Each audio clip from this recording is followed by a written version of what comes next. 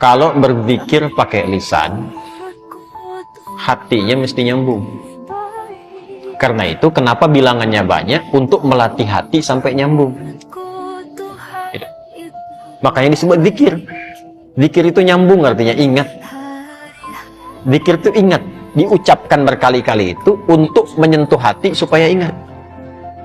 Antum saya ingatkan, besok hari Senin ya. Besok hari Senin. Besok hari Senin.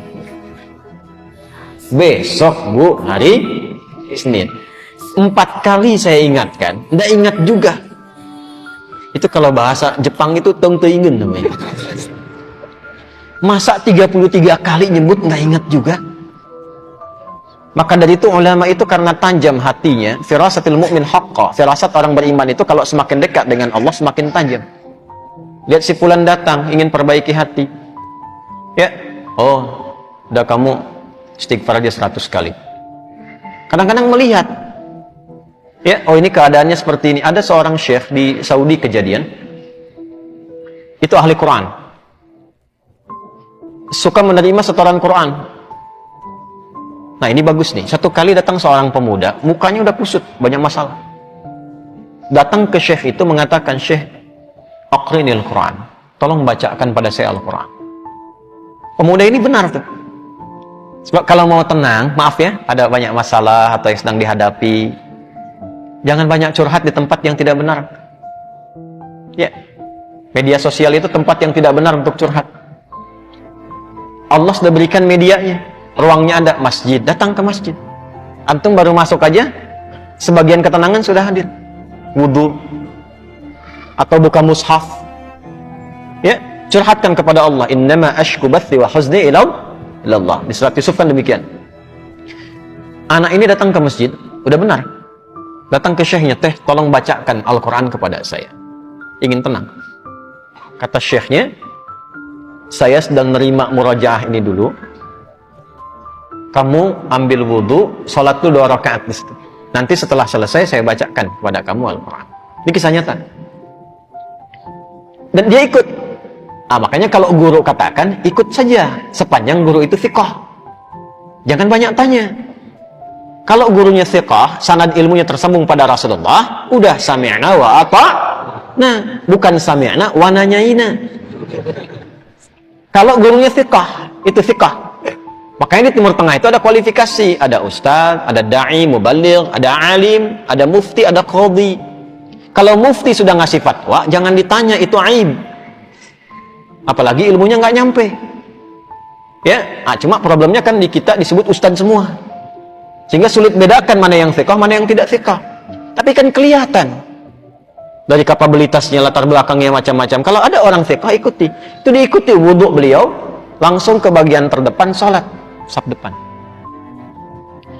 Nah, si guru ini ketika melihat itu, sengaja agak dilamakan tuh yang merajaah, tambah lagi sampai 30 menit. Ya, begitu selesai si pemuda itu sholat 2 rakaat dan dia menunggu sambil baca Quran, dia baca, dipanggil oleh syekhnya setelah selesai. Ta'al ya. Begitu datang, sekarang sudah selesai, saya ingin bacakan pada engkau Al-Quran. Apa kata anak muda itu? Sudah syekh, saya sudah merasa enak sekarang, terima kasih katanya. Tidak jadi dibacakan Quran, langsung pulang. Muridnya penasaran, "Syekh, apa yang terjadi?" Perhatikan baik-baik, jaga kalimatnya ya. Perhatikan baik-baik. "Saya melihat ketika dia datang, itu rohnya sedang lapar." Rohnya sedang lapar. Ini bahasa majaz maksudnya. Karena saat masuk tadi, mukanya itu kusut. Tapi begitu dia sholat, baca Quran, datang lagi mukanya sudah cerah. Kelihatan. Orang kan kalau punya beban, dengan tak punya beban, dari wajah kelihatan kan? Ya? Jawabannya sederhana. Saya melihat rohnya sedang lapar. Nah, di tubuh manusia itu kan ada 3. Ada fisik, ada akal, ada roh. Masing-masing butuh makanan. Fisik, makanan pokok.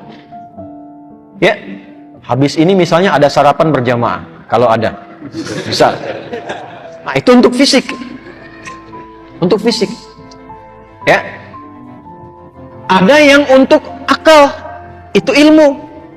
Iqra bismi rabbikal ladzi khalaq. Afala yanzuruna ilal ibili kaifa khuliqat, atau afala yatadabbaruna al-Qur'an. Ngaji, belajar itu untuk akal. Tidak dipakai akalnya, tidak diberi makan, tidak belajar, tumpul. Itu pusing juga. Kalau ada orang sehari nggak belajar, itu tumpul, itu pusing itu. Makanya kalaupun tidak belajar, Allah tanamkan di telinga dan matanya supaya mendengar dan melihat, supaya ilmunya terisi. Jadi mendengar itu ada pengetahuan, melihat itu ada ilmu. Anak-anak jangan diperlihatkan yang tak penting, Bu, karena jadi ilmu awal untuk dia. Orang tua bicara kasar, terdengar anak ditiru karena ilmu dari situ. Yang pertama diberi itu pendengaran. Setelah itu tajam penglihatan. Apa yang dilihat, yang didengar, itu yang jadi ilmu. Nah, kita yang sudah balik menyiapkan waktu ngaji seperti ini. Jadi kalau anak-anak tuh mendengar. Saya waktu malam Jumat tuh masih ngisi itu offline. Itu pernah satu kali mengajar, ada anak jalan. Tuh bahagia mereka. Itu dunia anak-anak memang begitu. Jalan, ngobrol, naik ke pintu, bangku didorong-dorong, gitu kan? Anak-anak ya, ingat, anak-anak tuh. Itu dunianya nggak apa-apa, nggak apa-apa. Satu kali orang tuanya mungkin melihat, wah ini khawatir mengganggu ke yang lain. Bagus orang tuanya. Dibawa keluar. Begitu mau dibawa keluar, saya bilang tunggu sebentar. Tunggu. Biar aja dulu, karena saya tidak merasa terganggu. Biar dulu. Boleh jadi orang tua yang menyimak pun, maaf, yang ditangkap tidak lebih banyak daripada anak itu yang kelihatan bermain. Saya tanya anaknya, dia mampu mengulang apa yang saya sampaikan. Yang bapaknya belum tentu bisa. Dari situ masuk ya tuh. Ilmu masuk dari situ. Nah, seperti halnya fisik butuh makanan, akal butuh makanan, ini roh pun butuh makanan.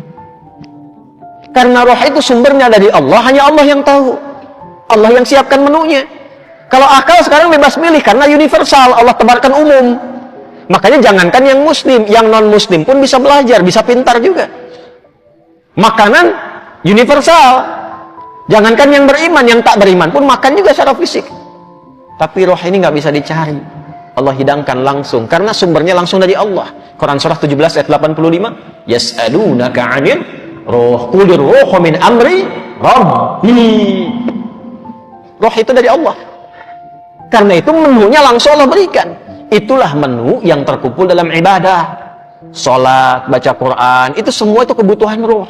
Jadi kalau nggak sholat, gelisah rohnya. Cari terus gitu. Meditasi apa macam-macam, cari. Karena nggak dapat bagiannya. Syekh itu mengatakan, itu rohnya sedang lapar. Begitu diberikan makanannya, kembali sehat. Tuh.